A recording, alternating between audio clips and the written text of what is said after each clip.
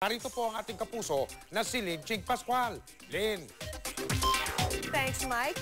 Busy ngayon si Kyla sa kaliwat kanang projects bilang tulong sa mga biktima ng bagyo. Suportado siya ng cager boyfriend na si Rich Alvarez. May wedding plans na nga ba sila? Makichika kay Lar Santiago. Kasama si Kyla sa 10 singers na may awitin sa bagong Himig album. Nang ialok daw sa kanya ang pagre-record para sa album, agad siyang pumayag dahil para sa charity ang lahat ng pagbebentahan nito. Ipantutulong ito sa dumaraming biktima ng leptospirosis. Gusto ko yung nakakapag-participate sa mga ganitong mga projects. Pagka ganun talaga, hindi ko na iniisip kung, alam mo yun, yung parang basta joy na lang ako.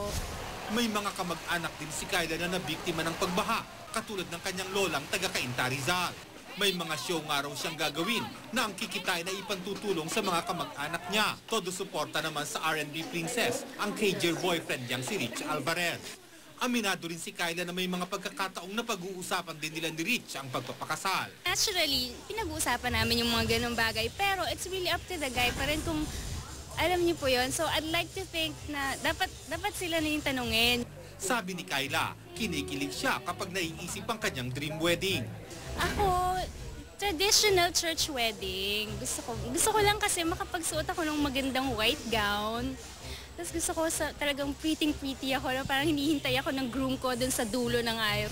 Pero mabilis namang nilinaw ni Kyla na hindi totoo ang balitang magpapakasal na sila ni Rich. Hindi ko nga po alam kung saan nila nakukuha na mapapakasal na ako. Wala pa naman akong bling-bling. Sabi ko nga, bago ako magpakasal ka lang, may bling-bling muna ako, di ba? Lar Santiago, updated sa showbiz happening.